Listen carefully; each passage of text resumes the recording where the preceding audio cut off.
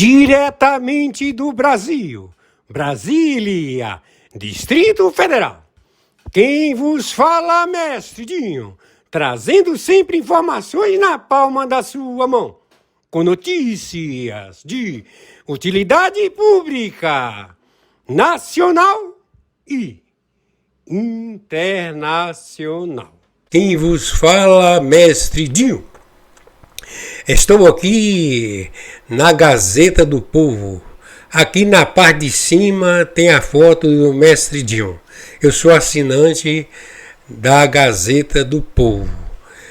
Vocês estão vendo aqui, quinta-feira, que é hoje, 5 de junho do ano de 2025.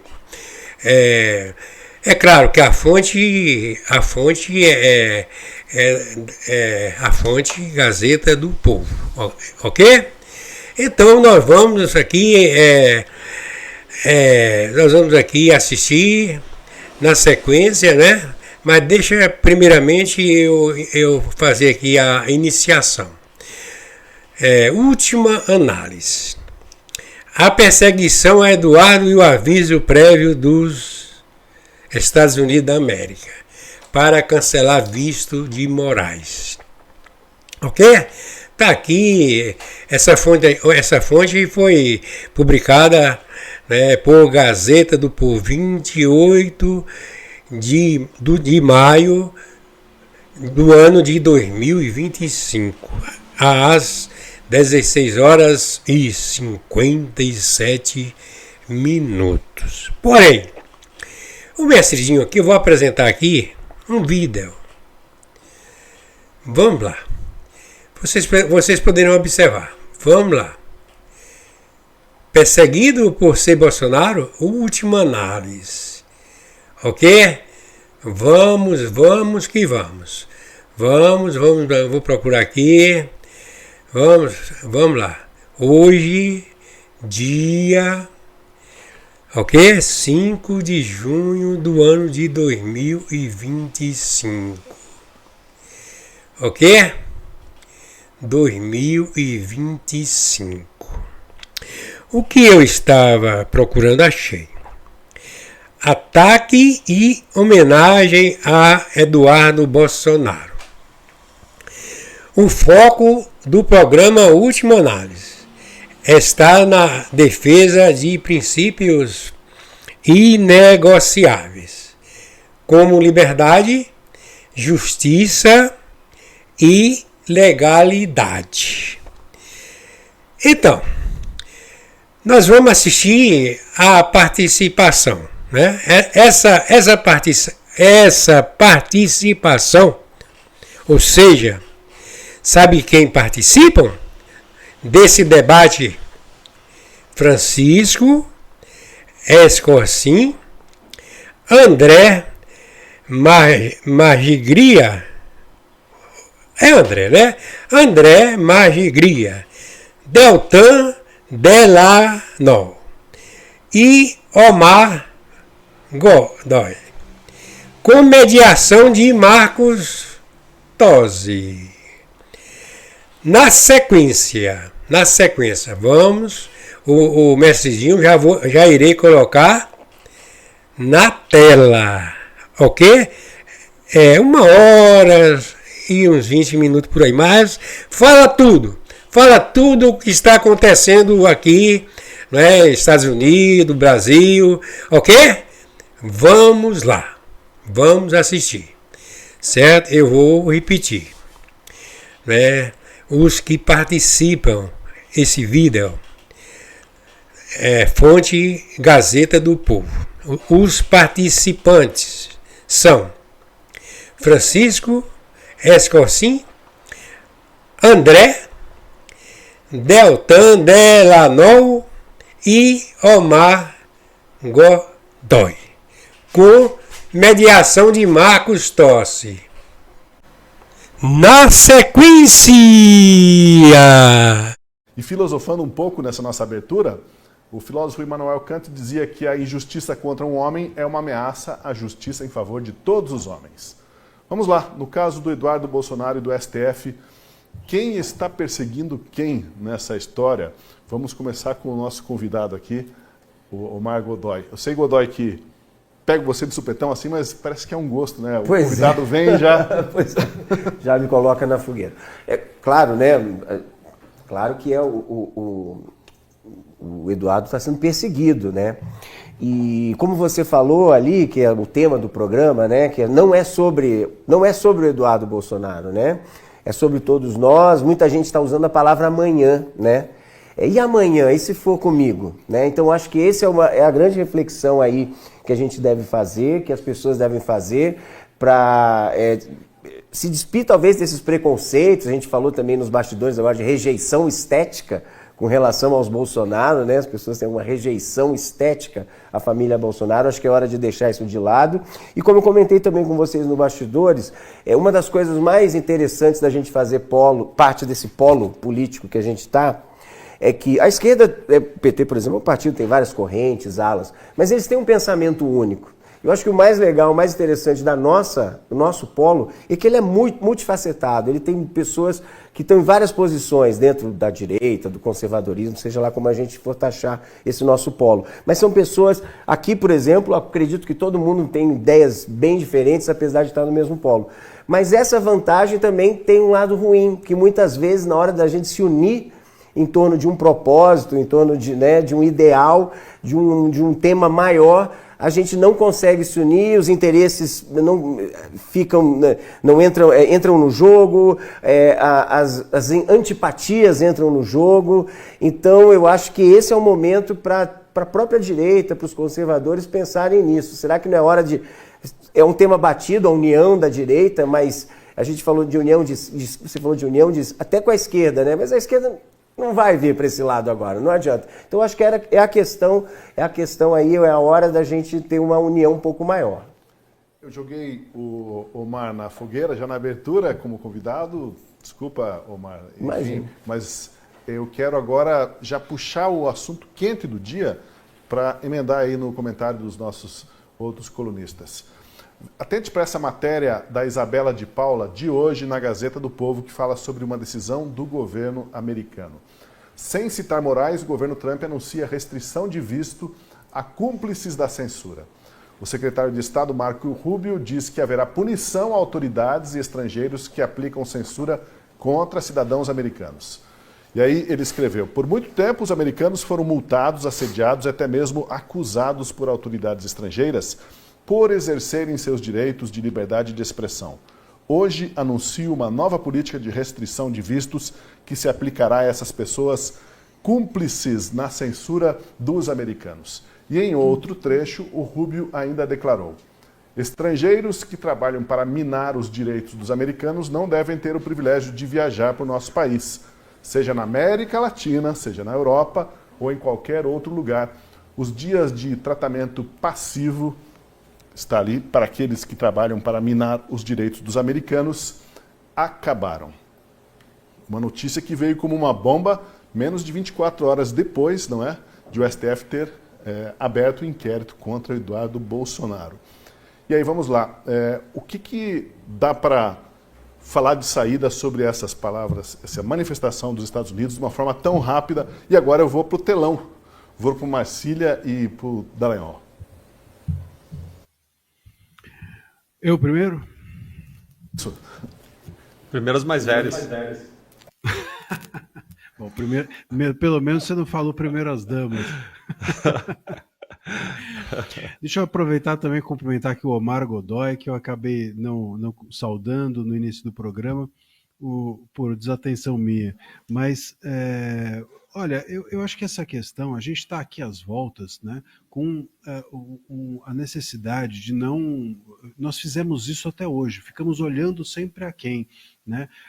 A quem estamos punindo e a quem estamos defendendo. Enquanto nós seguimos fazendo isso, nós vamos sempre, uma coisa que eu sempre digo, defender interesses, e seja ideológico, seja jurídico, seja da sua turma, seja o que for, mas não valores. Valores você defende independente de a quem se beneficia ou quem seja prejudicado, né? Então, a coisa mais saudável em uma democracia é você conseguir defender o outro, mesmo que aquele outro seja diferente de você ou que aquele outro represente um pensamento diverso, ou até mesmo você não tenha por ele nenhuma admiração.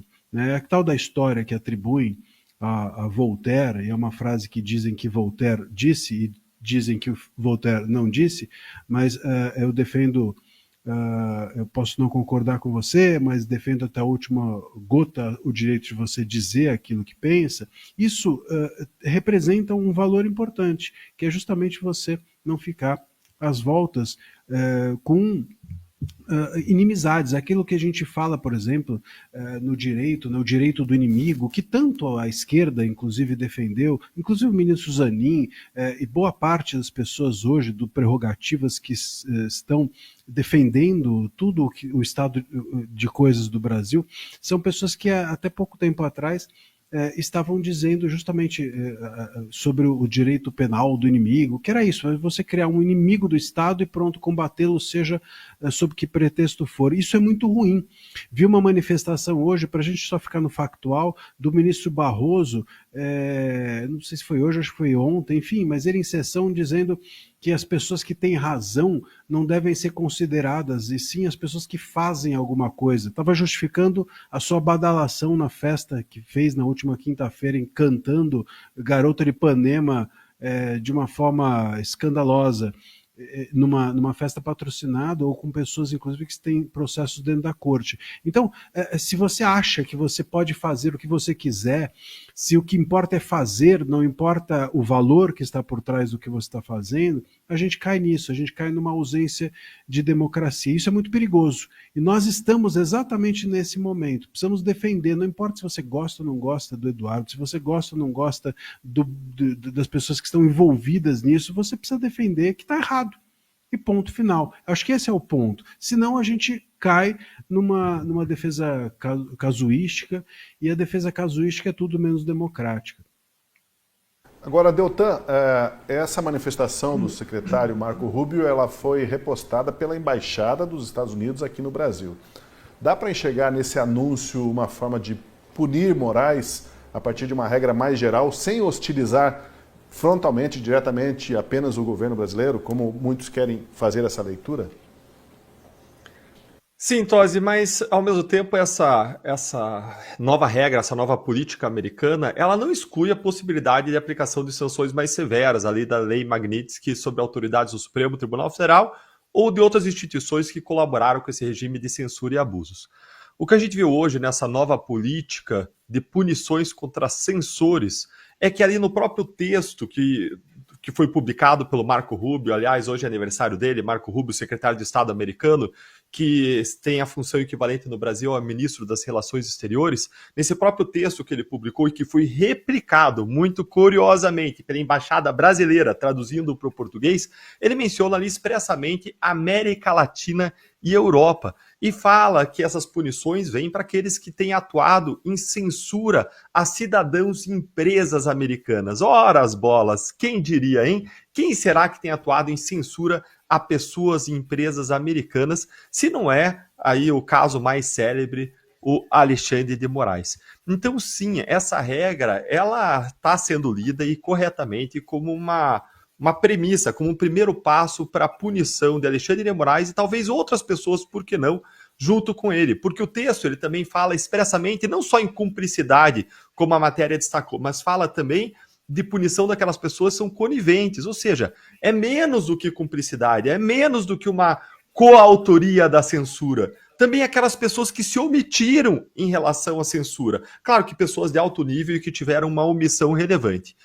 E o Paulo Figueiredo, jornalista que mora nos Estados Unidos, um dos alvos da censura de Alexandre de Moraes, ele publicou na rede social X um tweet informativo dizendo que existe uma longa lista aí de pessoas que foram apresentadas para os Estados Unidos com documentação comprobatória como pessoas que atuaram em favor da censura de pessoas e empresas americanas. E ali você vê praticamente todos os ministros do STF, quase todos, você exclui ali poucos ministros, você vê ainda o PGR, na Polícia Federal você vê o delegado-geral e, além disso, o delegado Fábio Chora, e você vê também incluído o presidente do Senado Federal anterior, Rodrigo Pacheco, diante da omissão dele.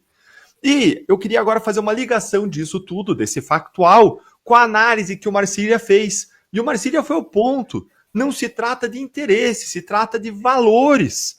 E a gente está falando aqui de punição contra Moraes. Tem como dizer que a punição contra Moraes é a justiça e contra Eduardo é a vingança? Ou é só jogo de termos e interesses?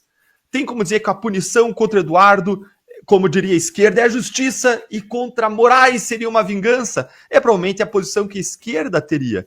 A questão que a gente tem que fazer aqui é a gente ler o que diferencia a justiça da vingança. Nos dois casos existe uma perspectiva de punição. Agora a questão é se ela é legítima ou não, se ela é amparada ou não pela lei. E é para isso que a gente está aqui hoje para fazer essa análise. E como a gente vai ver, a minha convicção é firme, calcada em evidências, em fatos na lei, de que a punição contra Moraes é sim justiça e a punição contra Eduardo Bolsonaro é sim vingança. A gente vai desenvolver mais esse assunto, eu vou parar por aqui para ouvir meus colegas. Vamos ouvir o Scorsin, então, sobre essa distinção, né? É possível ficar bem clara essa distinção, porque o que se tenta é embaralhar as coisas e dizer que a injustiça sempre está com o outro, né? Esse é o discurso que a gente vai ouvir, sempre. Mas nesse caso não é tão difícil assim de desembaralhar esse negócio, Scorsin? Sabe que, acho que a primeira pergunta, né? Quem persegue quem, né? A gente já normalizou o absurdo da coisa, né? Quer dizer, como assim o STF está perseguindo alguém? Quer dizer, o STF teria que ser aquele que julga se alguém está perseguindo alguém, né? Então, quando você já parte do pressuposto de que o Eduardo Bolsonaro está lá perseguindo o STF e que o STF aqui está perseguindo o Eduardo Bolsonaro, é porque já foi pro saco o Estado de Direito, o sistema judiciário, já é gato e rato, literalmente falando. É o gato correndo atrás do rato e quem é o gato e quem é o rato talvez importe menos do que o tamanho da destruição institucional que a gente está vivendo, né? Quando a gente vai para a manifestação do Marco Rubio, dos Estados Unidos, dá para visualizar claramente que você tem uma estratégia ali acontecendo, né? Aliás, uma das coisas que mais me espanta, que mais tem me chamado a atenção é o fato de que tanto o pessoal do STF como também a imprensa, o grosso da imprensa, estão profundamente surpresos com algo que, se acompanhasse o próprio Paulo Figueiredo, que está há meses falando sobre isso, ele tem antecipado todos esses... Ele fala assim, olha, os Estados Unidos vai fazer passo a passo. Eles fazem um primeiro movimento e veem qual vai ser a resposta. Se há um recuo, se há uma alteração, se há uma volta à normalidade. Não tem, vem o segundo passo. Se você olhar esse jogo de xadrez, assim que o Marco Rubio fala lá no Congresso americano, acho que foi, né? Quando ele faz assim, vai haver provavelmente, vai ter alguma coisa com relação ao Alexandre de Moraes, qual foi a resposta que veio? Inquérito por cima do Eduardo Bolsonaro. No dia seguinte, sai a nota, né, que a Embaixada Americana republica por aqui, dizendo assim, então, vão levantar o jogo? Então vamos, mais um passinho, né? Mais um passinho. E aí fica aquela coisa assim, aquela velha pergunta, né? Quem fiscaliza o fiscal? Né? Sempre quem fiscaliza é quem tem mais poder, né? E aí quando você vai entrando num jogo de escalada de poderes, boa sorte ao ministro Alexandre de Moraes, ao STF, porque não vai dar bom esse jogo, ainda que se possa punir de maneira covarde e vingativa os Bolsonaro. O Marco Godoy, você falou no início da tua participação sobre aquela situação em que hoje é o Bolsonaro, o Eduardo Bolsonaro, amanhã pode ser eu, pode ser você. Sempre é bom fazer esse exercício, né? Essa reflexão. Se amanhã fosse alguém de esquerda, você acha que o pessoal conservador de direita iria defender? Vocês defenderiam você, Omar? Defenderia alguém que estivesse numa situação como essa, sendo perseguido judicialmente, independentemente da cor partidária ou ideológica dessa pessoa?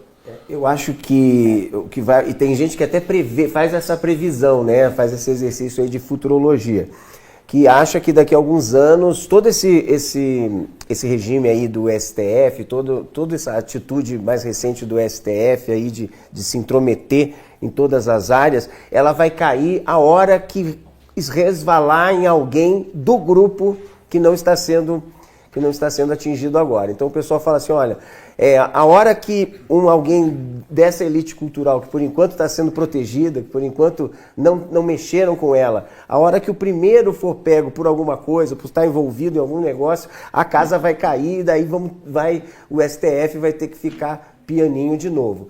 Eu acho que é difícil, acho que vai ser difícil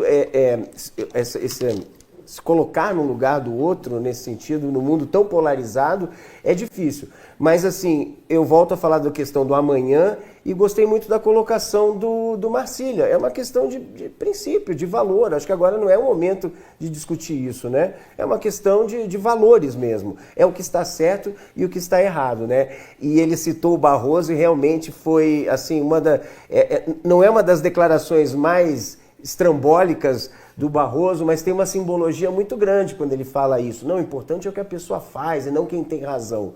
Olha, para um juiz, primeiro que um juiz não tem que ficar dando entrevista do jeito que ele dá e circulando do jeito que ele dá, um juiz do STF, né? Qualquer juiz, muito menos do STF. E normalmente a gente se apega a essas expressões mais exóticas, ou perdeu mané, essas coisas. Mas essa o que importa é o que a pessoa faz. Então quem não faz nada não pode apitar, não pode se manifestar, não tem direito à voz. Então assim, quem acha que tem razão tem que ficar pianinho, tem que ficar sossegado. Então, essa é uma declaração que talvez passe até batida perto de outras mais excêntricas que ele disse, mas é uma das mais perigosas e simbólicas aí que eu ouvi. Eu Tosi.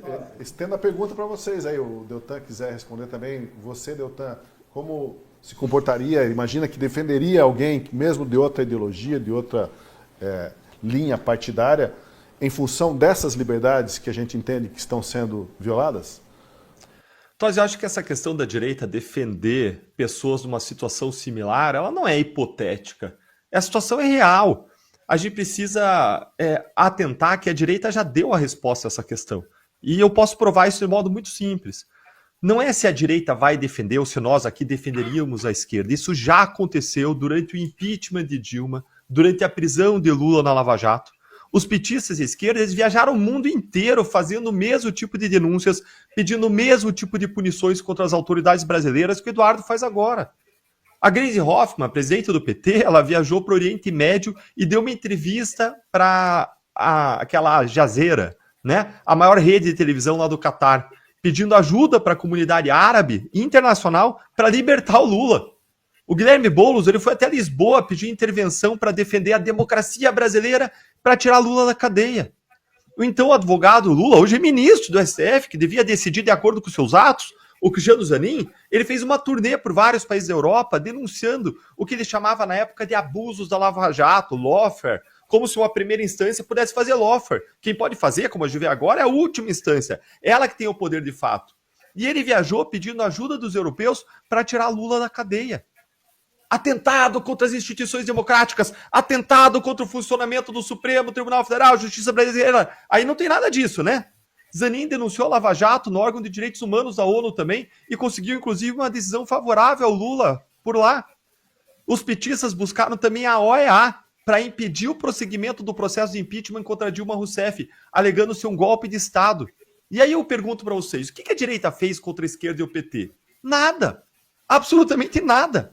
A direita não mexeu um dedo para impedir o PT, a esquerda, de fazer qualquer uma dessas coisas. Não atuou para restringir o exercício dos direitos de defesa, não atuou para restringir o exercício do direito de petição da esquerda, não atuou, não acusou a esquerda de estar atentando contra a soberania do Brasil, estar traindo a pátria ao fazer denúncias do exterior, nada disso.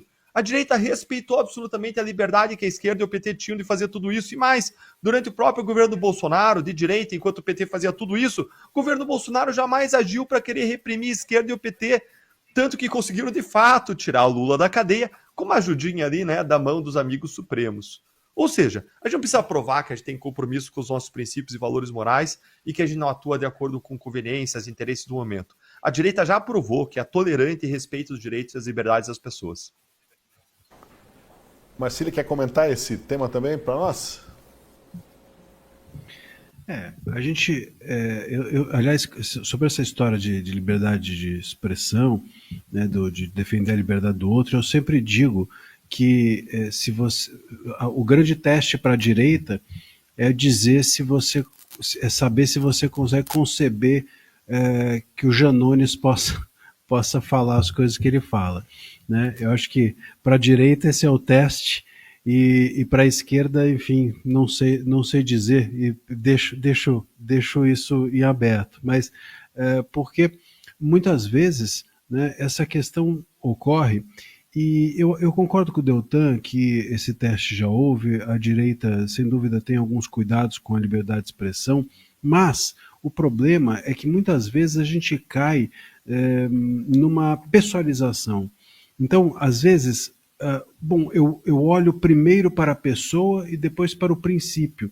E quando eu faço esse gesto de olhar primeiro para a pessoa, às vezes a gente deixa de enxergar o princípio. Então, o que eu vejo, às vezes, é uma certa derrapada até mesmo tanto da esquerda quanto da direita. A esquerda também, se ela tivesse um pouco de alguns parlamentares, né, do PT, do PSOL, que passam o dia inteiro batendo na porta do STF para que punam os coleguinhas, se eles pensassem um pouquinho, eles iam entender que amanhã isso volta-se, ou pode se voltar contra eles. É claro que hoje o STF faz parte de uma espécie, como eu tenho chamado, de consórcio estatal, em que há uma afinidade com o governo. O STF garante a governabilidade do governo atual e o STF e apoiado pelo governo em troca, vamos dizer assim. Mas amanhã esse jogo muda. O STF é uma espécie de centrão. Ele não necessariamente tem uma ideologia, ele pensa primeiro nele próprio e na manutenção do seu poder do que em qualquer ideologia. Ali a ideologia gira conforme gira o humor. Então, às vezes é necessário que os parlamentares, sobretudo, percebam o gesto que fazem, né? Quando um parlamentar de esquerda bate na porta do STF, não percebe que amanhã ele gera um precedente contra o parlamento, contra a instituição. E às vezes uma lei, isso pode acontecer, a gente já discutiu aqui diversas vezes, essa lei, aqui a gente estava mesmo falando das bets da última vez, talvez combater as bets possa ser uma forma de você combater a liberdade individual, que é um princípio de direito, um princípio liberal, e que isso pode ser utilizado amanhã para a esquerda para dizer, olha só, vocês querem controlar essa liberdade individual, então vamos controlar também a liberdade individual de você se expressar. Então é complexa a questão, e às vezes você se derrapa a si mesmo. Eu acho que o convite a ser feito a quem nos ouve é sempre esse, é o das pessoas serem capazes de enxergar o princípio antes da pessoa que está exercendo ou sendo prejudicada em razão dele. Queria fazer não é bem um contraponto, mas um complemento, acho que até para o espectador refletir, porque a pergunta é para você fazer uma reflexão, né, como é que você, se fosse o inverso, né, se em vez do Eduardo, por exemplo, fosse o Alexandre de Moraes. Porque o Deltan tem razão, quer dizer, a direita não fez nada quando a esquerda fez todos os movimentos porque ela achava que o Lula estava sendo injustiçado. Né? Aqui eu acho que não dá para fazer o mesmo paralelo, porque para fazer o paralelo a gente teria que considerar que o Lula foi injustiçado ou que a Dilma teria sido injustiçada e que a gente então teria que defender o Lula e a Dilma, ou seja, a gente estaria junto com o PT lá na OEA e tudo mais, defendendo porque estava sendo cometida uma injustiça. E aí, sendo muito honesto, eu concordo com o Omar, assim, é muito difícil saber como você vai reagir numa situação como essa. O que eu acho muito mais provável, né, da boca para fora a gente vai dizer sempre que nós somos pelos princípios e pelos valores. Na hora que a onça bebe água, eu não sei se a gente não vai fazer como centenas de pessoas da esquerda que têm um nojo estético do Bolsonaro ou até mesmo um ódio da direita, né, eu não sei se a gente não faria a mesma coisa que eles fazem, que é mais ou menos o seguinte: eu não concordo com nada que o STF está falando, mas não dou um pio em defesa daquele que está sendo injustiçado. Eu não sei se eu não faria isso. Entendeu? Eu não sei se Alexandre de Moraes estivesse passando por uma injustiça, dado tudo que ele fez. Eu não sei se, que se faz, aqui se paga. Entendeu? E aí eu não sei se eu tenho esse princípio tão elevado e esse valor tão elevado assim. Acho que essa reflexão é válida de ser feita e difícil de se chegar numa conclusão. Eu espero que eu não seja assim, mas eu não me garanto. Por isso que o tom que foi afirmado e reafirmado aqui é sobre valores e princípios, exato, né? Exato. Você vigiar o próprio comportamento em função de valores e princípios. E não como acontece com alguns colunistas, não vem o caso falar, não, aqui da Gazeta, mas que você fala assim, esse camarada não era aquele que batia no Lula lá atrás, hoje só elogia, ou vice-versa, né? Tá falando? E olha só, um exemplo aqui, também conhecido, jornalista do nosso polo, tal, não vou dizer quem é, mas falou assim, mas é bom também ver ele, falando do Eduardo, né? Uhum. É bom também ver ele levando uma lambada, né? Vamos falar a verdade. Então, assim, pessoas então, assim, tá do nosso lado, pessoas que a gente acha que estão pensando como nós, estão falando isso.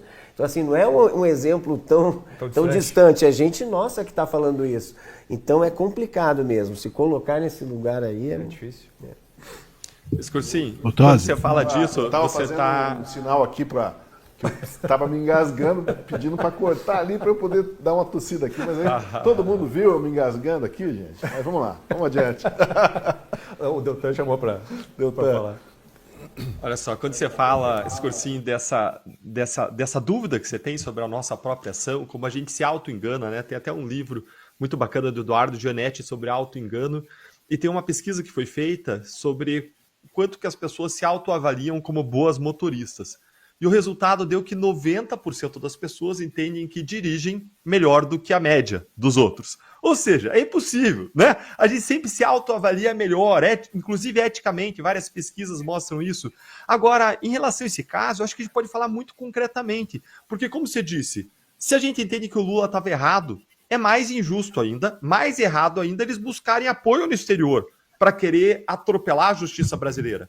E ainda assim, ainda a gente achando que eles estavam errados, a gente não retaliou eles. E não foi só isso. Outro argumento que alguém poderia dizer seria dizer assim, não, mas o caso do Lula, da Dilma, eles não conseguiram ser efetivos no exterior, eles não trouxeram perspectiva de punição sobre os agentes brasileiros. Mas não, eles não nos denunciaram só fora, eles nos denunciaram centenas de vezes na corregedoria.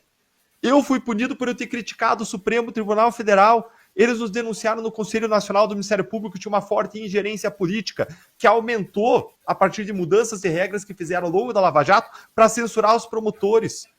E a gente nunca revidou. Eles entraram com uma ação, o Lula entrou com uma ação contra mim pedindo uma indenização milionária. E a gente nunca revidou, nunca abriu inquérito por obstrução à injustiça, coação no curso do processo.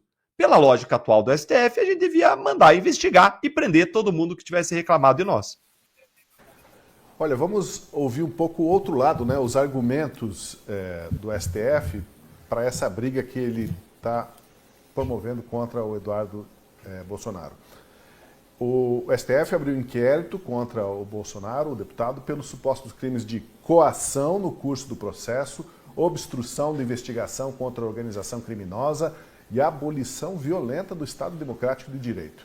Moraes citou a PGR e escreveu, está ali na tela, que a tentativa de submeter o funcionamento do Supremo Tribunal Federal ao crivo de outro Estado caracteriza atentado à soberania nacional. E ainda, que o artigo 359 do Código Penal criminaliza a negociação com o governo estrangeiro para que este pratique atos hostis contra o país. Agora, por outro lado, a Comissão de Relações Exteriores da Câmara dos Deputados aprovou uma moção de apoio a Eduardo Bolsonaro por sua atuação em defesa da soberania nacional, liberdade de expressão, das prerrogativas parlamentares e da democracia brasileira. Uma guerra de narrativas, como a gente vê, como separar o joio desse trigo nessa história. O presidente da Câmara, Hugo Mota, será que não deveria se manifestar de forma mais clara nesse embate? Porque houve outros tempos em que o presidente da Câmara era uma voz muito ativa nessas discussões de princípios, de moralidade, de legalidade. Mas o Hugo Mota não deu um pio ainda, né? O que dizer sobre os argumentos que a gente jogou ali, de lado a lado, a homenagem para o Eduardo Bolsonaro na Comissão de Relações Exteriores da Câmara e os argumentos do Alexandre de Moraes imputando a ele o crime de tentativa de abolição do Estado Democrático de Direito. Vou lá para o Marcília, abrindo esse bloco, essa rodada, Marcília. Tosi, a gente precisa entender que, eu acho que nesse caso, assim como eu falei que a gente deve recorrer a princípios, quando a gente tem uma questão jurídica, a gente deve recorrer à lei, né, à legalidade. Então, isso que está escrito nesse trecho da decisão é só burrice, porque é ignorância total, né, ignorância de como funciona a lei. Então, a lei magnetística, a grande dificuldade dela, aliás, é a gente falar o nome dela, mas tirando essa ligeira complicação, porque é um sobrenome de um russo, né, que é o homenageado pela lei, que foi um advogado tributarista, que foi censurado, etc., enfim, objeto dessa homenagem da lei. Se a gente for ver, a aplicação dessa lei é dentro dos Estados Unidos, é a empresas norte-americanas, e o efeito da lei se sente fora do território, né? Isso é ofensa a qual soberania? Nenhuma. Você tem uma lei aplicada dentro dos Estados Unidos, com empresas norte-americanas, e o efeito dela se sente fora. Mas isso é normal. Se você, por exemplo, é condenado penalmente dentro de um país e você está fora, você pode sentir o efeito fora. Isso é natural. Aliás, a gente tem situações aqui no Brasil que são assim. O Musk, que é um membro do governo norte-americano, está sendo investigado no inquérito das milícias digitais pelo Moraes. Ué, Se isso ofende, se você, olha só onde a gente está. Se você não pode afetar ninguém, nem nenhuma instituição, nem nada fora do seu país, bom, primeiro que a gente precisa então jogar fora o direito internacional, ponto. Primeira coisa. Segundo, a gente precisa jogar fora a OEA, precisa jogar fora o Tribunal Penal Internacional, Corte Interamericana, precisa jogar fora tudo isso. Segundo, se você não puder pressionar nenhum juiz pelo que ele faz, a gente tem que jogar fora o CNJ, porque o CNJ passa os seus dias pressionando os juízes a julgarem direito, cobrando deles. Então tem que jogar fora, fechar o CNJ, se a gente for levar a sério essa decisão, esse trecho aí.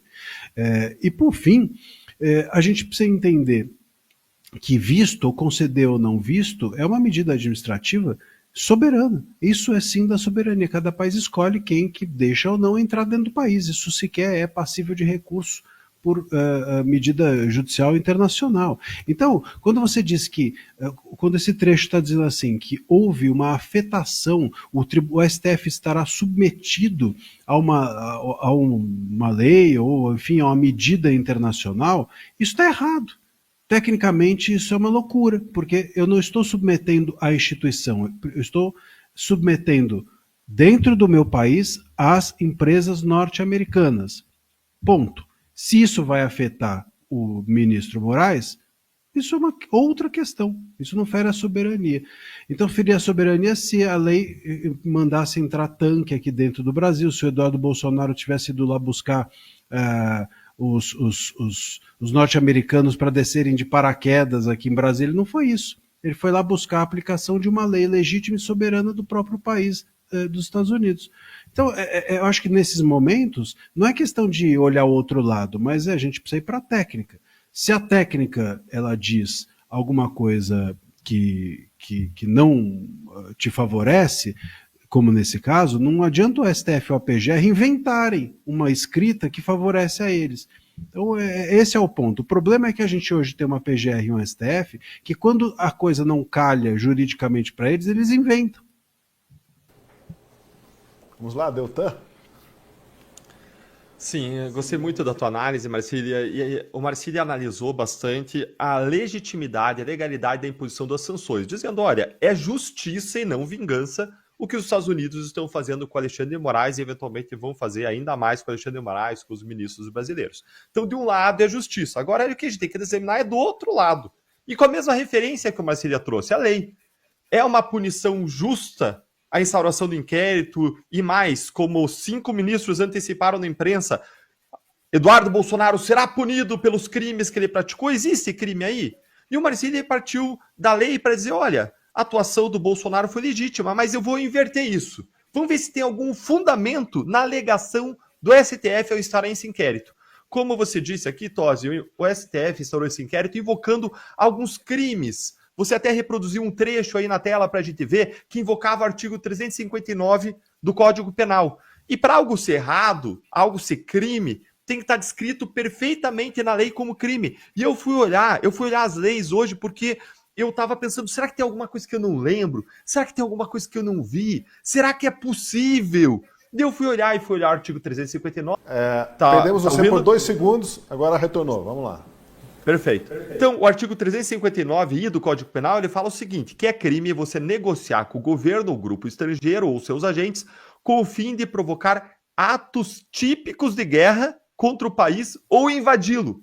Atos típicos de guerra. Não tem nada a ver com isso aqui. Vamos aqui passar para o parágrafo 2º desse artigo para ver se ele se aplica. Se o agente participa de uma operação bélica com o fim de submeter o território nacional ou parte dele ao domínio ou soberania do outro país. Participa de operação bélica, não tem nada de operação bélica aqui. Ou seja, esse artigo 359, que o ministro Alexandre de Moraes invocou para instaurar inquérito, não tem nenhuma relação com o que o Eduardo Bolsonaro está fazendo nos Estados Unidos. Nenhuma relação. A conduta, o comportamento de Eduardo Bolsonaro não se encaixa no artigo 359. Esse inquérito é abusivo. Ele não tem pé nem cabeça. Mas eu não parei aí. Eu fui olhar outras regras. Vai que tem alguma outra que se aplique. E eu fui olhar a tal da coação no curso do processo, porque os ministros estavam dizendo, alegando que Eduardo estaria coagindo o Alexandre de Moraes, que, aliás, se tornou relator do inquérito. Mais uma vez, ele é o superpoderoso que vira vítima, investigador e julgador, né? E o artigo 344 do Código Penal fala que é coação no curso do processo você usar de violência ou grave ameaça. Violência ou grave ameaça. E não tem nenhuma violência ou grave ameaça aí nas ações de Eduardo Bolsonaro. Nada além de diálogo, além de expressão. E mais ainda que alguém pudesse forçar, tentar enquadrar, o artigo 23 do Código Penal é claro falando que não existe crime quando a pessoa pratica o fato em exercício regular de direito, ou seja, exercendo a sua liberdade de expressão, o seu direito de petição. E isso acaba com a possibilidade de enquadramento do Eduardo Bolsonaro nesses crimes. E aí eu fui olhar uma outra regra, porque eu também ouvi os ministros falando pelos cotovelos, pelos seus porta-vozes de imprensa, que a ação do Eduardo poderia ser obstrução da justiça. Obstrução. E eu fui olhar a lei das organizações criminosas, porque lá tem um crime de obstrução de investigação de organização criminosa.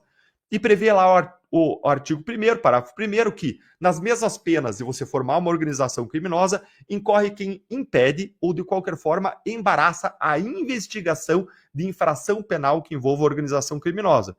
E eles têm uma tese lá na ação do golpe de que aquilo seria uma organização criminosa, então poderia enquadrar na obstrução.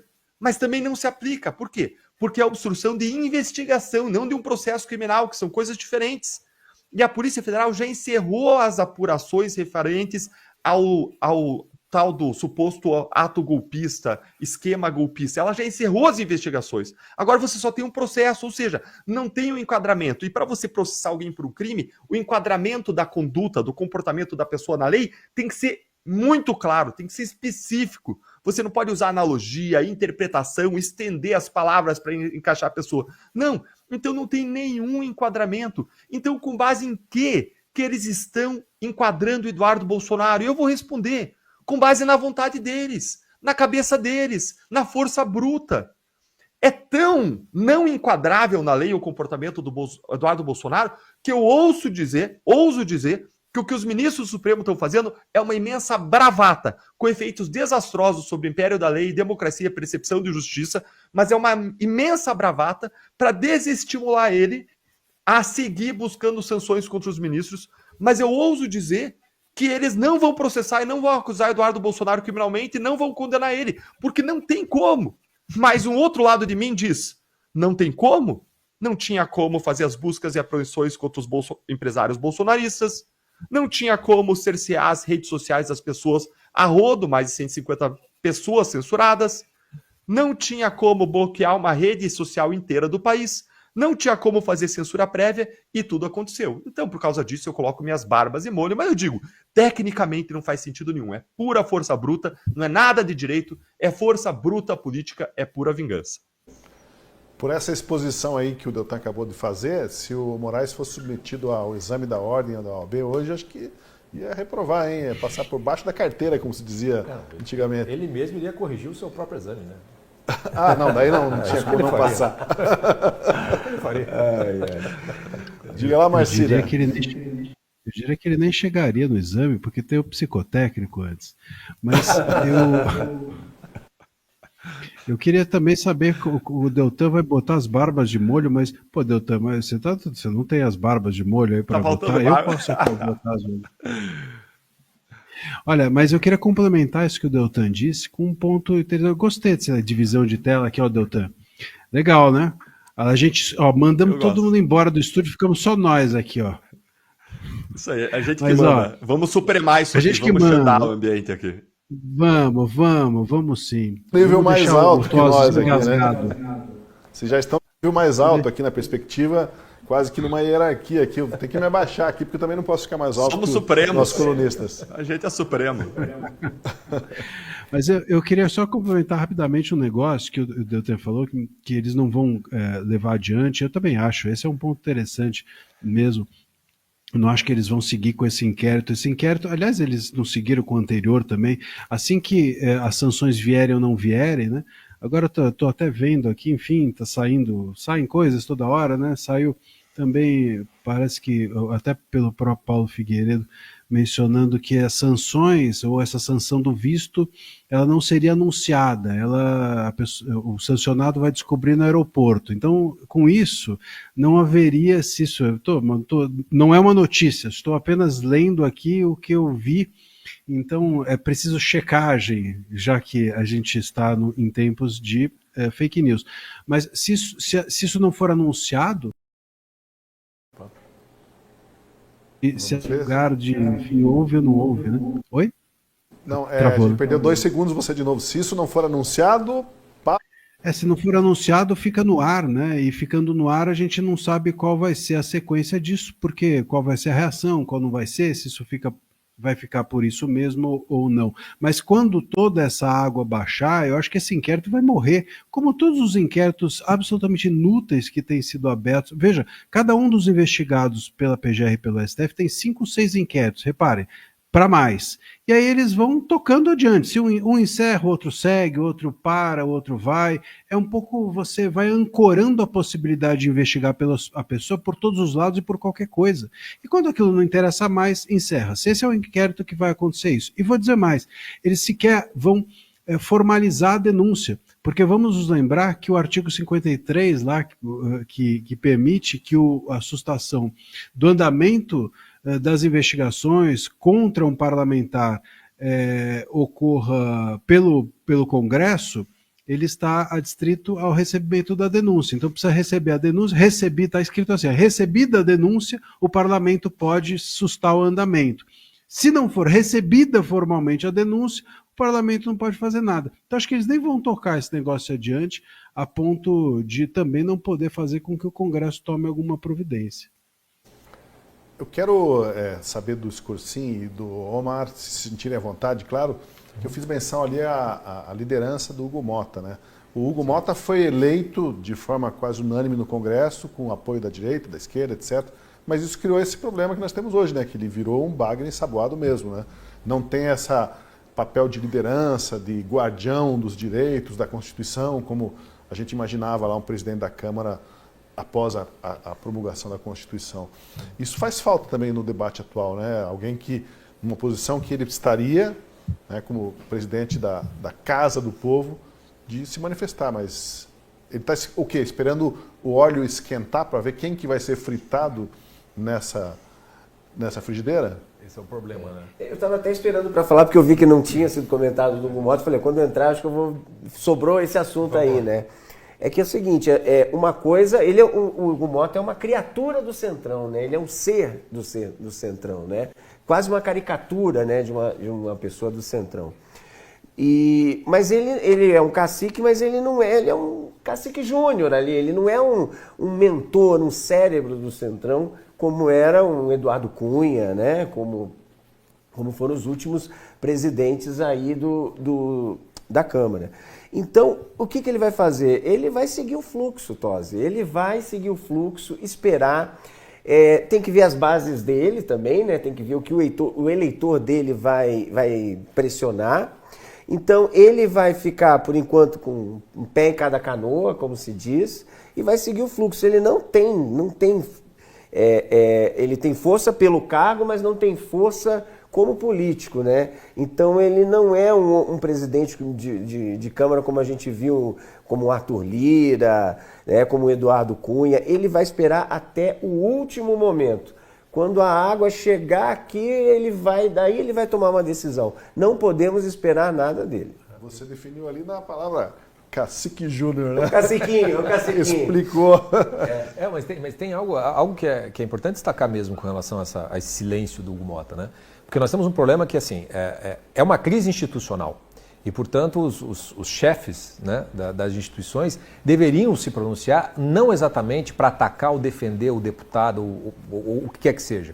Então, qual é a dificuldade do Hugo Mota se pronunciar institucionalmente, defendendo as prerrogativas de qualquer deputado, independente, não precisa atacar o Poder Judiciário. Ele tem outros poderes, por exemplo, pode convocar uma reunião de emergência de líderes. Ele pede uma oportunidade como pede uma oportunidade líder político, e estadista, nacional, como estadista. Chama reunião de líderes, mesmo que não saia nada daquilo, mas o movimento de que assim não dá para ser. Dá para fazer, sei lá, uma nota técnica sobre as prerrogativas dos deputados. Quer dizer, dá para você se pronunciar publicamente e falar assim, o deputado Bolsonaro está lá atuando politicamente, etc, etc, etc, etc. Institucionalmente se colocar. Porque quando ele coloca o jogo de maneira institucional, ele não é que ele empareda o Supremo, porque o Supremo não está sendo emparedado por nada, mas ele obriga a sair desse jogo de gato e rato. Quer dizer, as instituições, ao não falarem, elas deixam um vácuo institucional, elas vão demolindo os checks and balances, né, famosa expressão, vai tudo indo para o saco e, às vezes, muita coisa pode ser contida por uma atuação institucional bastante simples. Veja que o que o Marco Rubio fez é uma manifestação institucional do governo norte-americano, sem nominar ninguém, sem nada. Já faz o estrago. Bota mercúrio no formigueiro, já começa a sair aqueles em desabalar da carreira. Então, a postura institucional dos chefes dos poderes já faria uma diferença muito grande. Ao não fazerem isso, vira jogo de gato e rato mesmo. Então, eu queria Deixa eu falar uma coisa. Vamos lá, doutor.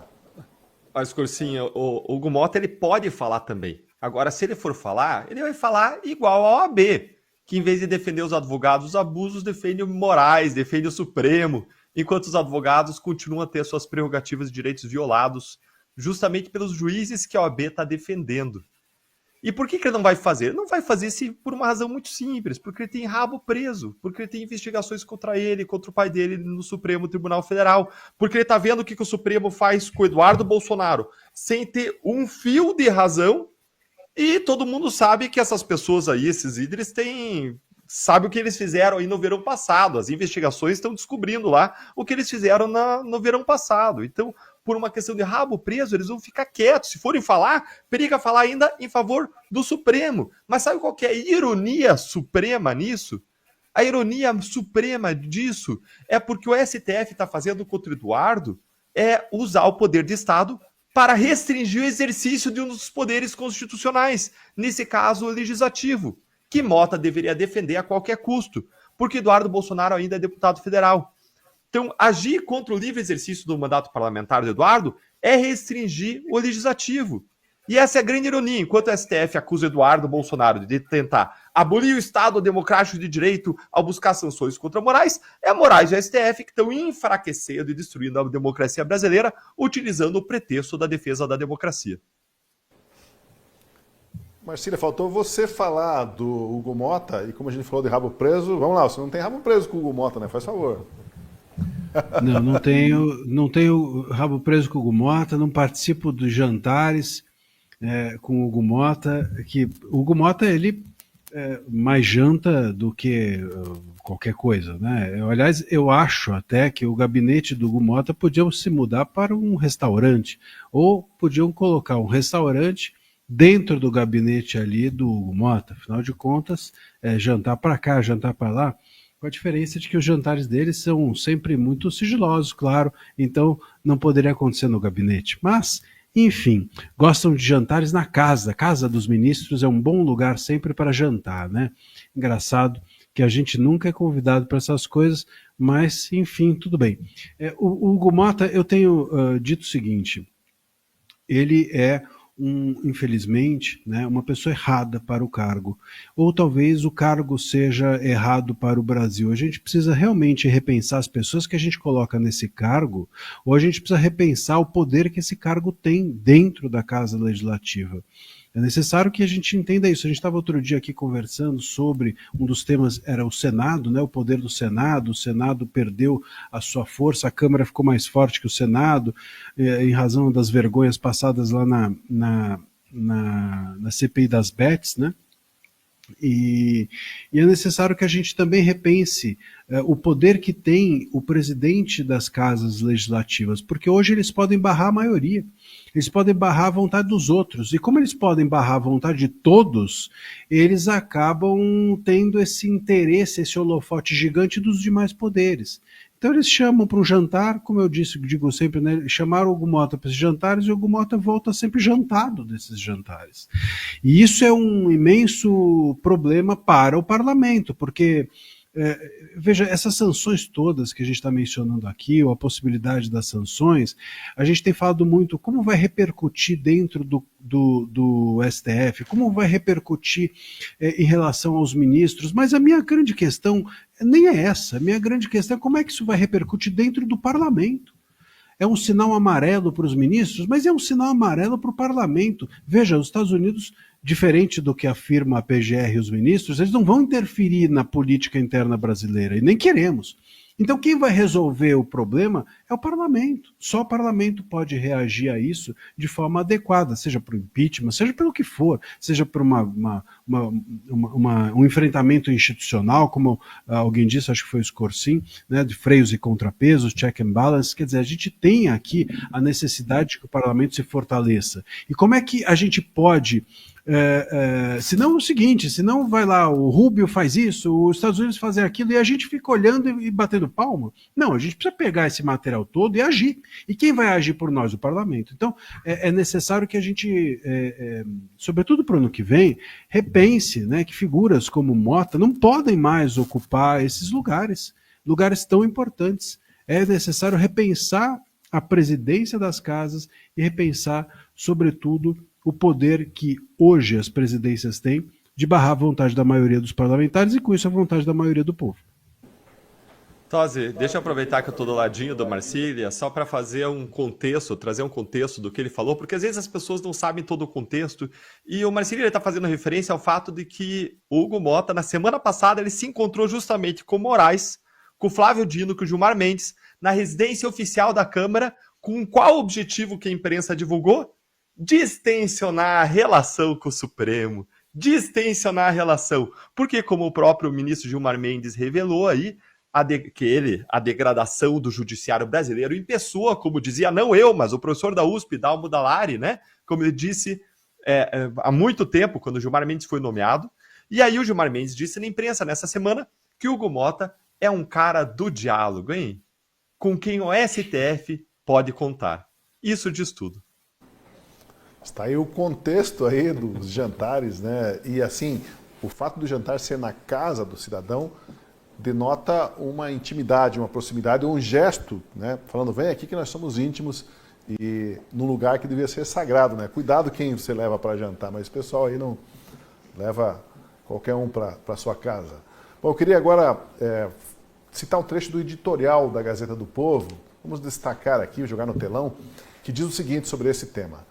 Em ambos os episódios, o crime do deputado é o mesmo, denunciar no exterior a crescente erosão das liberdades democráticas no Brasil, como a censura cada vez mais corriqueira, o abandono do devido processo legal nos julgamentos relacionados ao 8 de janeiro e a sistemática violação da imunidade parlamentar.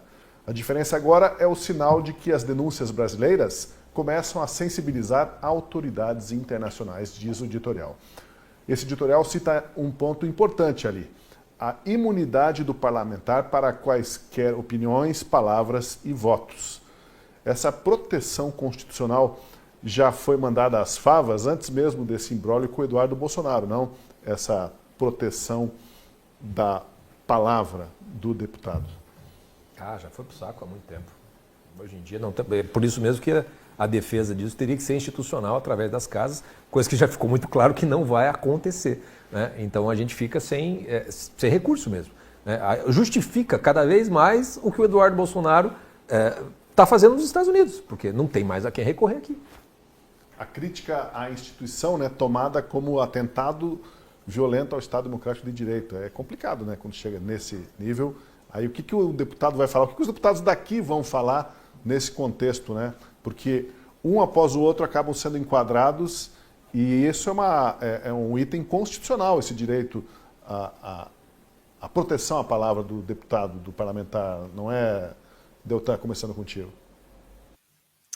É assim, é algo de que eles nem podem nem abrir mão. Agora isso vem sendo erudido desde há muito tempo. A gente viu isso ser erudido no caso daquele deputado carioca que ofendeu o Supremo e foi condenado a 300 anos de prisão. Me fugiu o nome dele agora, por favor, me ajudem. Que está preso.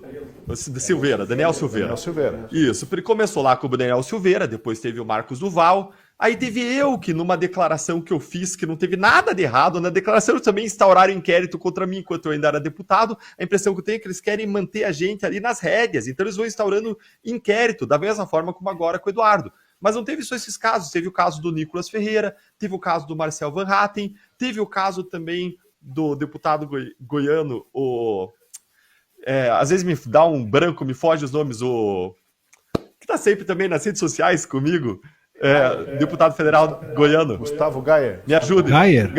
Sou Gustavo Gayer, grande amigo. Às vezes me dá uns brancos aqui. E então aconteceu com toda essa série de pessoas. A vingança é o prato que se come frio. Isso aí que é vingança. Ó. É a mesma coisa que o Supremo faz. A gente falando de vingança e os amigos também se vingam.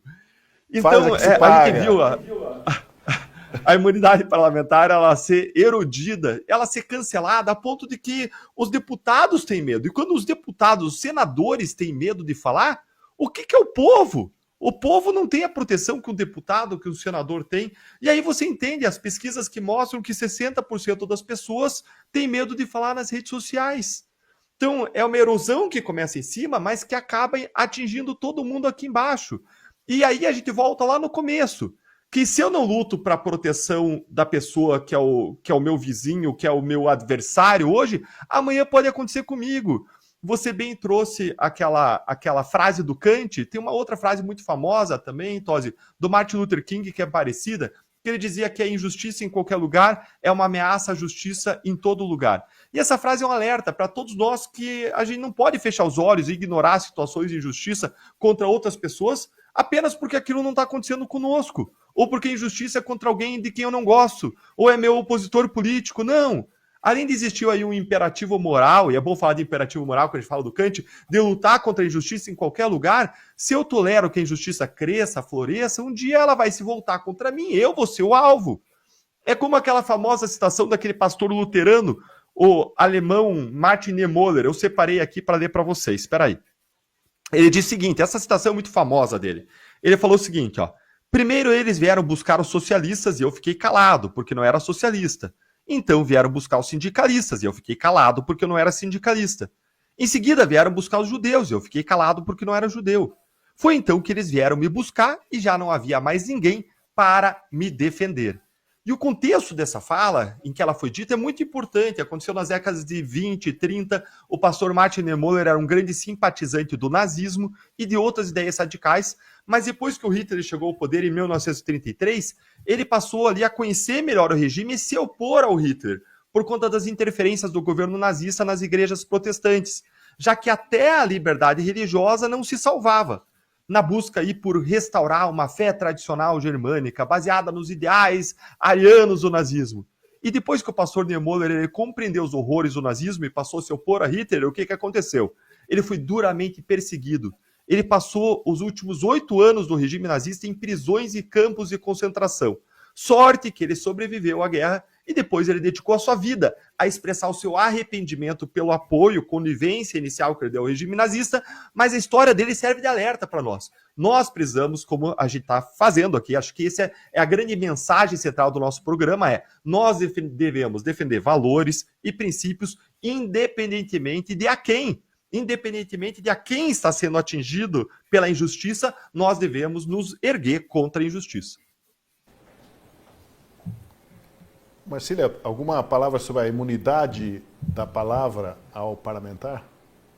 Eu acho que a imunidade parlamentar, ela não existe mais, né? É necessário que a gente entenda isso, não existe. E por que ela não existe? Porque ela está hoje dentro de uma completa e total subjetividade, e aquilo que é subjetivo não existe. Se eu chegar para você e falar assim, ó, você tem um direito de fala. Ah, é? Tenho. E qual é esse direito? Não vou te dizer. Depende. Ah, mas e quando que eu posso usar? Não sei, depende. Em que momento? Não sei, depende. E se eu não sei, depende. Então, se eu não tenho o direito.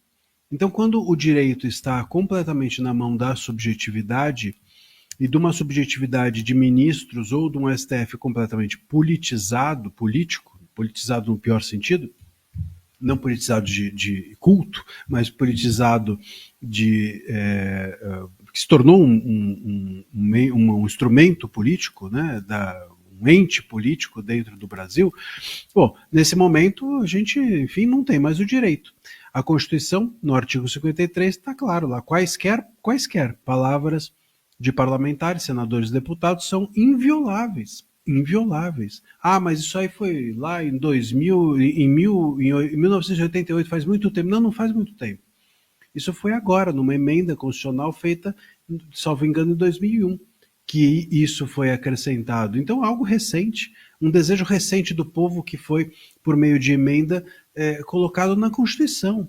E os ministros, eles simplesmente acabaram com isso. Acabaram interpretando de tal maneira bizarra que outro dia um ex-ministro, que é o Lewandowski, que agora é ministro da Justiça, que é uma coisa que também não deveria, enfim, é de se repensar, né, se o ministro Lewandowski poderia sair imediatamente do cargo e ocupar e ser ministro da Justiça, né? Mas enfim, seja como for, o fato é que o Lewandowski, ele entrou ali e disse numa das audiências lá que estava ocorrendo, ele chegou a dizer que que a imunidade parlamentar servia para conversas civilizadas. Pô, uma conversa civilizada não precisa de direito. Quando você está conversando civilizadamente com alguém, você está protegido pelo bom senso. Você não está protegido pela lei nem pela Constituição. Então nós perdemos por completo. Você repare, para mim isso fica muito claro, quando nas últimas manifestações o Bolsonaro foi para o caminhão e etc., pedindo impeachment, e estava o Malafaia junto. Perceba, todo mundo falou, o Malafaia foi muito mais contundente do que o Bolsonaro. Claro, o Malafaia não é parlamentar. Se o Malafaia, ele tem a imunidade porque ele é um religioso. Então, é engraçado isso. Se o Malafaia amanhã se candidatar, por acaso, e ganhar uma eleição, acabou a imunidade dele, não pode mais falar nada. Então, hoje, a pessoa que menos tem direito a falar é o parlamentar. Muitas pessoas, às vezes eu encontro parlamentares, viram para mim e falam assim, poxa vida, você fala algumas coisas às vezes contundentes, se você não tem imunidade parlamentar, eu digo, você é que está na pior, você que é parlamentar é que não tem o direito nenhum, eu ainda tenho algum porque eu sou um cidadão. Hoje o parlamentar é o pior, ele sequer, não é que ele não tem mais a imunidade parlamentar, é que a imunidade dele sequer é comparável ao do cidadão, porque como ele está no tabuleiro político, interessa ao STF acabar com toda e qualquer imunidade que ele tenha. Quem entra no tabuleiro político passa a correr mais risco. Quem está fora do tabuleiro político, no caso como eu, tenho um pouco mais de direito à fala. Mas ele chamou atenção para um ponto interessante, né? Porque se o STF pega um parlamentar, pega 2, pega 3, pega 4, os outros 500 já entenderam o recado, né? Então, esse direito deles constitucional vai às favas. Olha, alguns querem... Oi. Deixa eu só dizer aqui que o pessoal gostou da tua piadinha, viu, Marcília? A Marlene Sartória, que ela disse, ela me lembrou do que eu tinha esquecido, ela disse, não se esqueça de citar o Daniel Silveira, o primeiro parlamentar a ser preso abrindo precedentes. Aí, Marlene, a gente lembrou dele, viu? E aí, gostando da tua piadinha, aqui Augusto Souza disse, Hugo Mota é o prato principal do jantar. E o Adílio Soares foi um pouquinho mais ácido aqui. Ele disse, o Mota virou João do livro João e Maria. Ele sendo engordado para ser jantado, né? Essa aí é a mensagem. O pessoal gostou da tua piadinha do dia, Marcília. Legal o Deltan fazer esse acompanhamento do chat aí, Deltan. Você vai até ganhar um adicional ali por participação, por gerenciar o chat pra gente ali. E os nossos espectadores também vão, né, ter o prazer de poder bater um papo ali, de interagir com o próprio Deltan Dallagnol. Bom, voltando à questão inicial que a gente colocou assim, se fosse com outra pessoa, né, tem a ver com o sobrenome do Bolsonaro, que muitos já hostilizam. E parece que alguns querem dar mesmo ao sobrenome Bolsonaro o mesmo tratamento que antigamente se davam aos leprosos. Imundo, fique longe, né? Lepra, longe dele. Essa rejeição ao sobrenome Bolsonaro estaria se tornando talvez um novo tipo de puritanismo político, no que a rejeição ao Lula é diferente de um e do outro. Começar aqui, já que é um pouco de filosofia, vou com o Escorcim, depois o Omar e aí vamos para a tela. É uma pergunta muito difícil, porque, assim, a ojeriza, vamos dizer assim, aos leprosos, fazia você escanteá-los da sociedade, né? você, né, os excluía, né? Algo pior do que isso é quando você não quer só excluir, né? Você quer, de certo modo, eliminá-los, né? Você quer prender, você quer matar, né? Então, de fato, o sobrenome Bolsonaro ele tem uma rejeição muito grande, eu diria que estética para a maior parte das pessoas, um nojinho mesmo com relação a ele. Mas a coisa vai chegando num certo grau em que assim, já não é tão absurdo comparar mais ou menos com o que o Deltan bem lembrou ali era socialista, vieram, etc, etc. Já está mais perto daquele contexto que levou os judeus para a Câmara de Gás do que do leproso que está simplesmente ignorado e eu só não quero ter contato com ele, né? Então o pessoal limpinho não quer ter contato com os Bolsonaro, mas o que está sendo feito e o que está sendo planejado, de certo modo, é algo pior do que isso ainda, né? Já com relação a essa rejeição ao Lula, aí a gente pode voltar para aquilo que o doutor tinha falado. Quer dizer, aqueles que rejeitam o Lula, que gostariam de vê-lo preso, não querem vê-lo preso simplesmente porque ele é o Lula. Querem vê-lo preso porque ele fez alguma coisa, né? Porque ele cometeu algum crime, né? Fora disso, tanto que o 8 de janeiro foi muito mais uma espécie de desabafo que passou do ponto do que exatamente vamos derrubar o Lula com batom e cadeira de roda ali. Não faz o menor sentido. Então a rejeição do Lula ela pode até ter um potencial para chegar perto da que a rejeição do Bolsonaro. Mas não chega, nesse ponto, não está nem para leproso, muito menos para algo pior do que leproso, como é o caso do Bolsonaro. Porque existe claramente uma perseguição, né? Você leva esse sobrenome, não é só digamos assim, uma repulsa moral, social em determinados círculos. Não, a coisa se tornou institucional, né? É muito mais grave.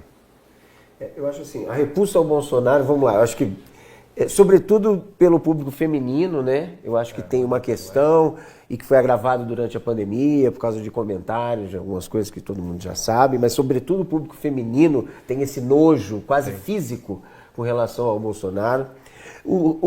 A repulsa também dos jovens, que por conta do estilo do Bolsonaro, você vê como é que é a imagem que ele é autoritário. Sendo que o Bolsonaro, se você for ver no papel, o que o Bolsonaro proibiu o brasileiro de fazer? Até evitar que fosse proibido. Pelo Bolsonaro, você podia até dirigir sem cinto de segurança, se você quisesse. Ele vamos aumentar o limite das estradas. Ele não é... Então, por conta de um estilo pessoal de linguagem, o jovem associa o Bolsonaro ao autoritarismo e não consegue associar o governo que está aí com o autoritarismo. Não consegue associar a esquerda, nem a antiga esquerda, nem a esquerda woke com autoritarismo. Lembrar que esse inquérito do Dr. Bolsonaro é a pedido do Lindbergh Farias, né? Que é do PT. Que é um personagem também, né? Esse aí merece outro bloco só para a gente falar dele. E tem uma coisa que é o seguinte, não começou, agora a gente tem que ver também, que não começou agora. O Bolsonaro, pro bem ou pro mal, gostando ou não, eu acho, desde que eu estou acompanhando política, assim, eu nunca vi um presidente ser tão perseguido, até pela própria imprensa, né? Foi uma perseguição desde o primeiro dia ao Bolsonaro, uma coisa que nunca foi vista. Você sendo eleitor ou não do Bolsonaro, né? É um fato. E tem ainda um outro tipo de repulsa, só para fechar, que é uma repulsa de um pessoal do próprio campo, ou mais à direita, ou mais liberal, ou mais moderado, que achou que, eu vou votar no Lula porque é um voto civilizatório. Eu ouvi muitas pessoas intelectuais dizendo, não, um voto civilizatório para o Brasil, não tem mais truculência. Olha aí o que está acontecendo, né? O nosso editorial até fala disso. Chegamos num ponto que estamos sendo dignos de pena, de sensibilização internacional com relação às coisas que estão acontecendo no Brasil. Então, toda essa repulsa ao Bolsonaro, talvez ela... Né? Todo mundo tem suas razões, seus motivos, mas é uma coisa que a gente tem que colocar na mesa que foi muito alimentada também. E completando esse raciocínio e estendendo a pergunta aí, Deltan, o personalismo que se vê é um desvio do ideal republicano ou é um traço inevitável das democracias de massa, né? Você focar só na personalidade do fulano, rejeitá-lo ou adorá-lo ou louvá-lo por aquela pessoa, por aquele nome. Tosi, eu diria que nenhum dos dois, ou talvez até os dois, tá? Vou explicar isso, mas antes eu queria contar em relação a essa última pergunta que você fez. Queria dizer que existe aí uma piada, um meme na internet, em que um filho diz ao pai que tá com dor na perna. E aí o pai pergunta, qual perna tá doendo o filho? A perna esquerda ou a perna extrema-direita? Esse meme exemplifica com perfeição essa premissa que você trouxe na pergunta anterior. Para a maior parte da imprensa tradicional, do estabelecimento político hoje, não tem mais direita. Só tem esquerda, centro e extrema-direita. Tudo é categorizado, classificado, taxado como extrema-direita. Tudo que a direita faz é carimbado de radical, de extremista, como se fosse algo não legítimo.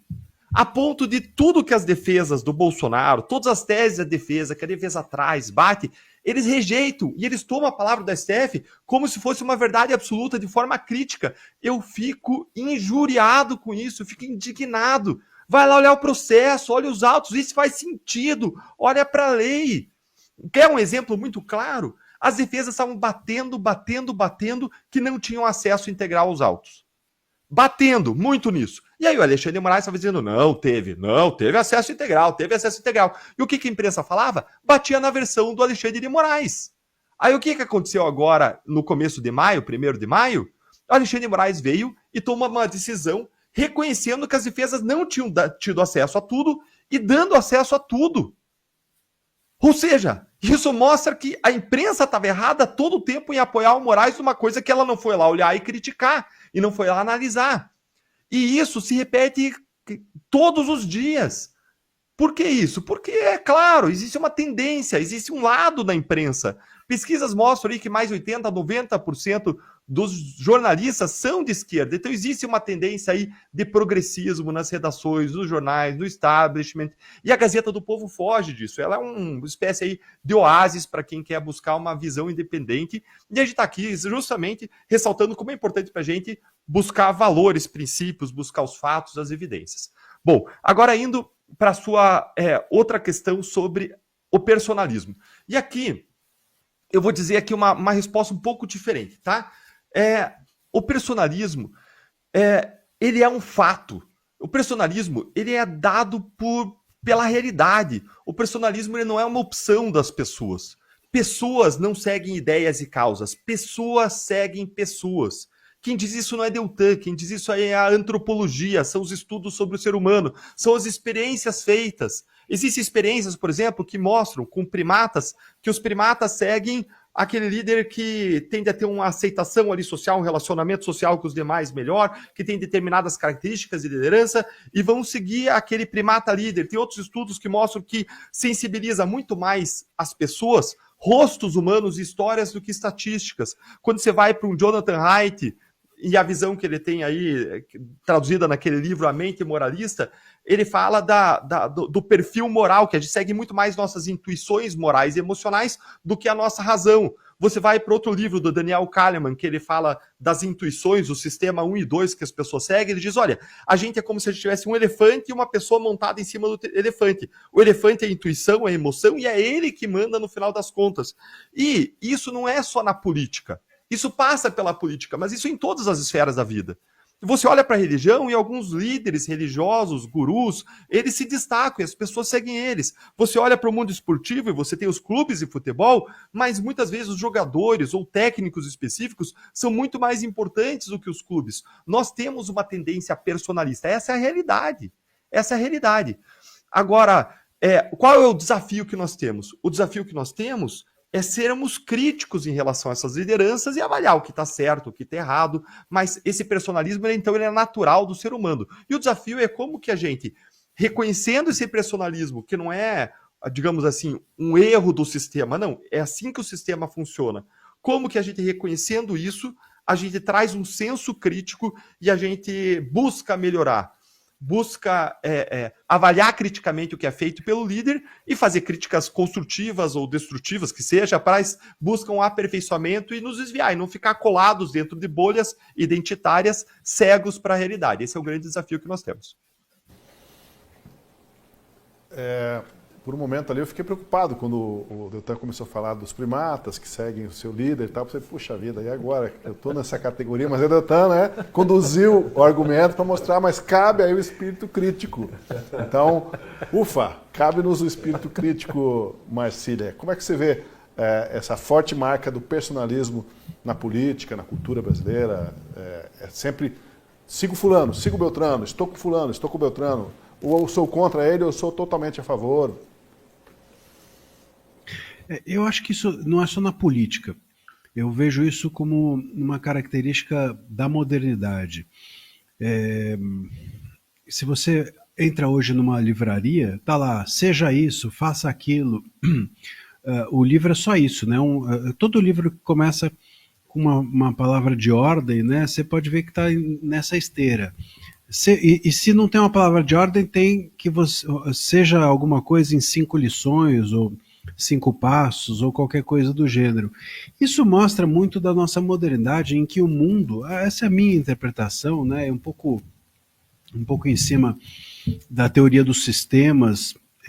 Eu gosto muito dessa ideia, dessa teoria dos sistemas, sobretudo o desenvolvimento que o Niklas Luhmann faz disso, dessa ideia, de que o mundo ele funciona de forma tão complexa, o mundo moderno é tão complexo, inclusive as comunicações são muito complexas, que a gente, resumindo toda a teoria em uma palavra, que a gente precisa reduzir a complexidade e simbolizá-la para que a gente consiga compreender e se comunicar.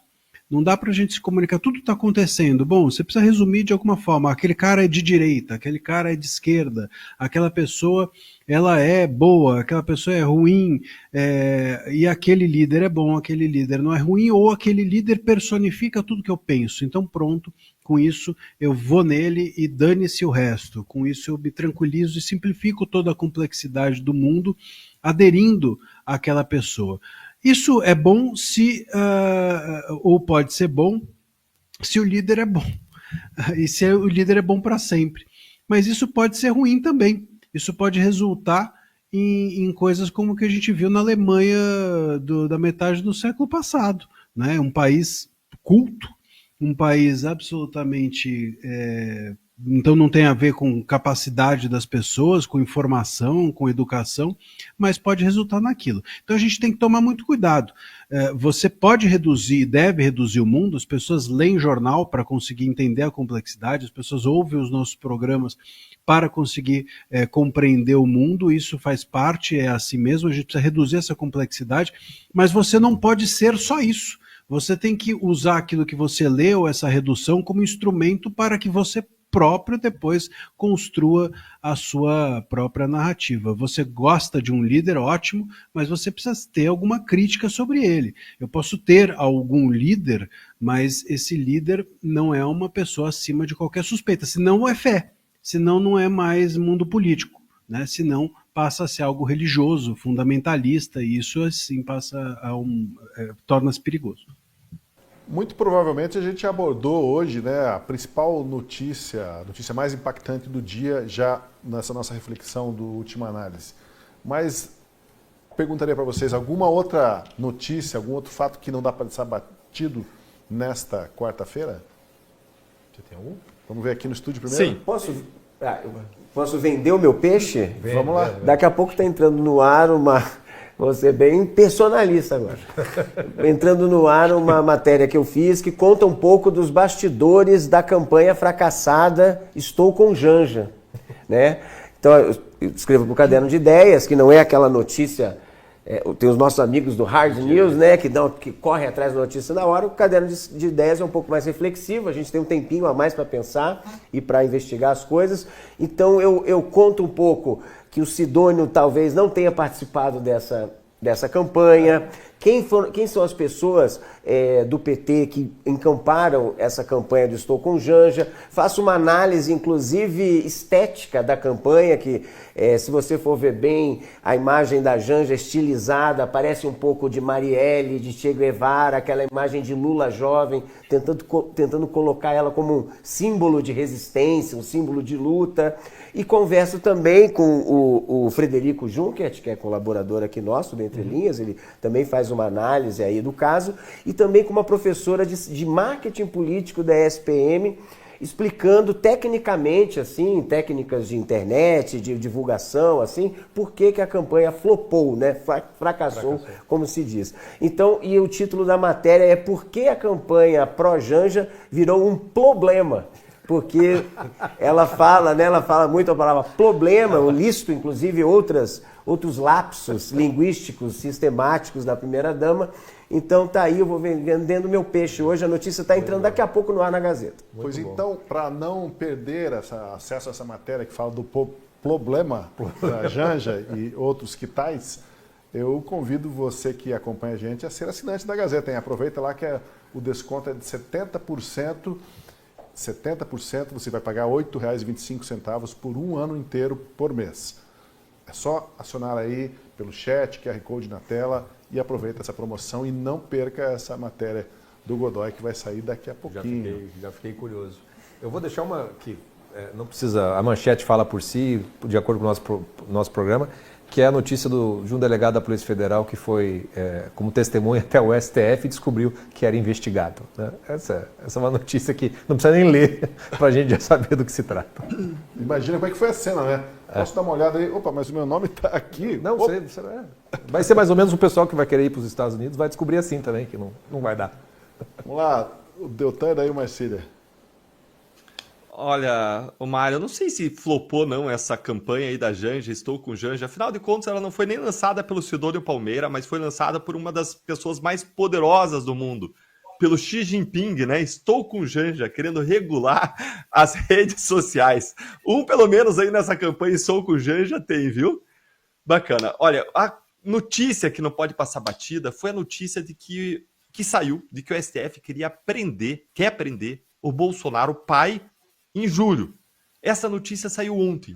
Aí você faz as contas, você para para fazer as contas. Bom, o processo começou agora, teve acusação, tem que ouvir testemunha, depois tem uma fase de diligências adicionais, tem alegações finais, aí tem a decisão, o julgamento, alguém pode pedir vista, pode demorar.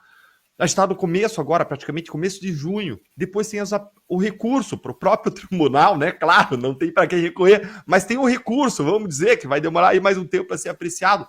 Tem como prender ele com uma decisão definitiva até julho? Não, não tem.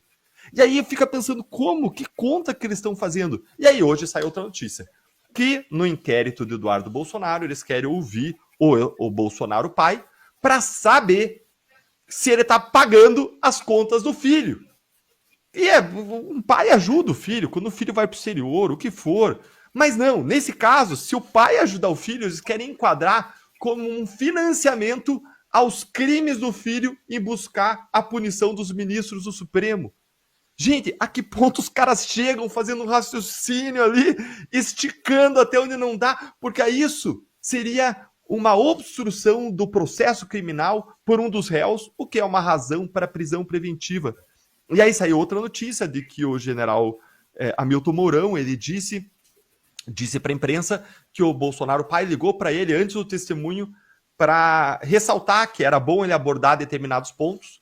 E aí já tinha gente dizendo que isso também poderia ser usado para a prisão do Bolsonaro, dizendo que ele está querendo influenciar testemunhas, quando ele não botou, segundo o próprio relato do Hamilton Mourão, ele não botou nenhuma palavra na boca do Hamilton Mourão. Só lembrou alguns pontos que era importante ele falar, de acordo com o que fosse verdade no testemunho, o que não configura aí por si só uma obstrução, uma interferência. Mas, vendo isso, gente, eu volto para aquela situação. Será que é um blefe? Será que é uma bravata para tentar impedir a sanção aos ministros apenas, e essa bravata ela não vai se consolidar? Ou diante de tudo que a gente viu de absurdo no Brasil, será que isso pode acontecer? Porque hoje, no Brasil, hoje não tem mais certeza de nada. No Brasil, hoje, até o passado é incerto. Eu vou para o Marcília, e lembrando que o Marcília, às 8h30 da noite, chega a sopa dele quentinha, ele precisa terminar 8h30. Então é o seguinte, Marcília, para você não comer sopa fria, você comenta aí se tiver alguma notícia do dia e também já dá a tua dica aí de leitura, de série, do que for, para a gente já caminhar para os finalmente aí. É difícil, né? Esse tema muito, muito factual para uma dica de leitura. Mas o fato do que me chama a atenção é duas coisas. Essa é só um comentário do negócio do problema, né, eu ia falar da Dilma, é incrível, é uma relação meio natural, mas da Janja, esse negócio do problema, eu acho que ela já está imitando os chineses, né? Porque o chinês fala problema, né? Parece que fala assim, então acho que deve ser isso. Sobre a questão... Sobre a questão, essa infâmia. Hoje eu fiz duas piadinhas. Estamos rivalizando. Estamos rivalizando na piada de tiozão, Marcelo. Essa foi demais. Mas, olha, sobre o fato do dia, eu acho que o fato do dia é que as redes sociais vão voltar à pauta, né? A gente vai voltar à regulação das redes pelo STF, com a devolução da vista, e muito provavelmente o que está se cantando a bola, né, é que na semana que vem talvez eles retornem com isso. Isso é uma forma também de mudar o assunto, né? De mudar a pauta, já que a pauta agora é sanção, volta-se contra a bomba para esquecer-se a bomba anterior. É isso. Boa noite a vocês todos. Já que é para antecipar tudo, já antecipo até o meu boa noite. Valeu, Marcília. Pode ir tomando a sopinha enquanto a gente encerra aqui com as dicas e as observações aqui do Deltan também. O Deltan deu uma dica, não? Deu ao longo... De livro? Dou sim. Ó, o livro é o livro que está aqui na minha prateleira. Aqui, deixa eu até pegar. Vamos lá. É esse livro aqui, ó. A gente falou sobre personalismo, esse livro Thinking Fast, Think Slow. Ele é o livro do Daniel Kahneman, está traduzido para o português também. É um de New York Times best-seller, e o Daniel Kahneman, um grande pesquisador. Ele ganhou, inclusive, um prêmio Nobel em economia, e ele desenvolve a ideia de que todos nós somos regidos aí por dois sistemas, um sistema mais intuitivo, mais emocional, e um sistema mais racional, mais analítico. E qual prepondera? Qual é o sistema que manda na gente? É o analítico ou é o intuitivo emocional? E essa questão eu não vou responder, porque senão eu vou estragar a leitura de vocês. Vê o livro lá. Tá lá, o livro do Daniel Kahneman. Você tem Eu posso dar uma dica. O selo Avishara está lançando 3 livros, é uma série do Thomas Sowell, que é um dos principais pensadores aí, intelectuais americanos, conservadores, que desmonta várias teorias contemporâneas, inclusive de cultura woke e tal. E ele é quase genial, e tem aquela história, os gênios são obrigados a terem clareza, né? Diz que uma cortesia que as pessoas geniais fazem é serem claras, né? E o texto dele é muito sucinto, é muito claro, são artigos curtos, cartas que ele mandou para pessoas, papers curtinhos de universidade, e um dos textos dele que é muito legal, que ele fala assim, que a família não está ameaçada, que os arautos aí do Apocalipse falam que a família acabou, e só para resumir, ele pega um dado básico, que é o censo americano, e que o pessoal woke, de esquerda, pega o censo para dizer que a família acabou. Ele fala, não, porque eles pegam o dado do presente e ele faz observações simples. Por exemplo, se você pegar o dado hoje, vão ter famílias que os filhos, porque daí o censo, as pessoas levam em consideração famílias de 4 pessoas. Ele fala, não, tem famílias que os filhos já saíram de casa, nem por isso deixou de ser uma família.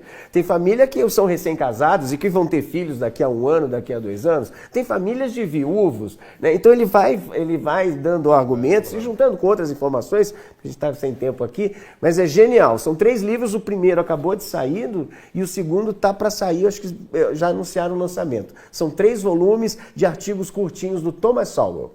Bacana, Thomas Sowell, que foi comentado aqui ontem, inclusive, então é um autor aí realmente a ser observado, né? Acompanhar. Eu deixo a recomendação do Processo do Kafka, que é um clássico que dispensa, mas também uma sugestão interessante que é um filme belga de 2013 chamado O Veredicto.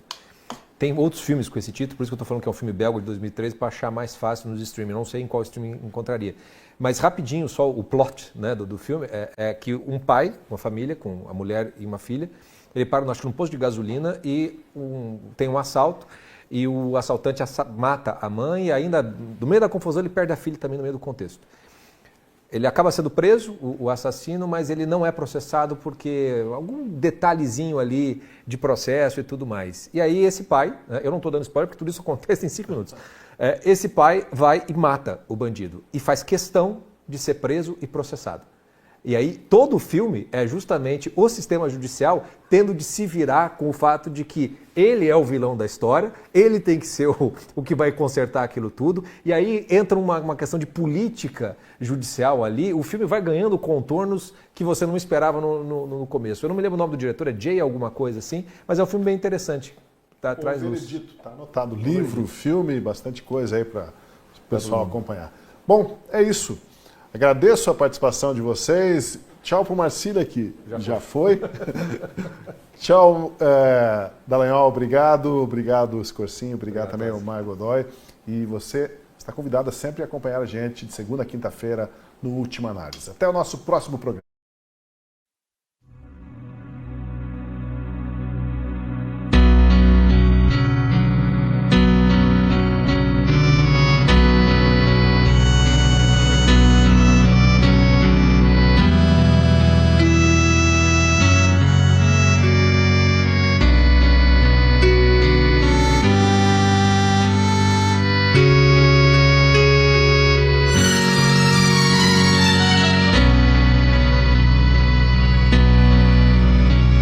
Pai nosso que estás nos céus, santificado seja o teu nome. Venha o teu reino, seja feita a tua vontade, assim na terra como no céu. O pão nosso de cada dia nos dá hoje. Perdoa-nos as nossas dívidas, assim como nós perdoamos aos nossos devedores.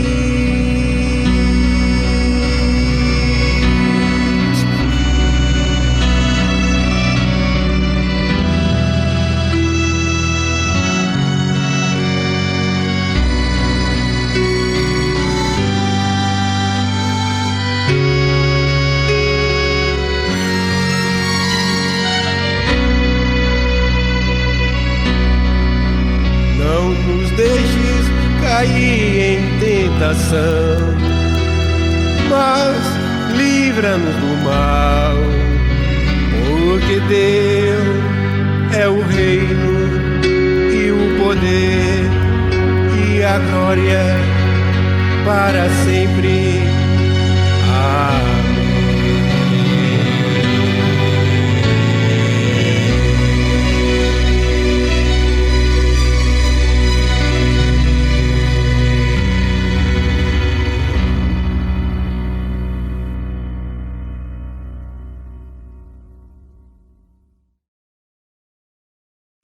Diretamente do Brasil, quem vos fala, Mestre Dinho, trazendo sempre informações na palma da sua mão.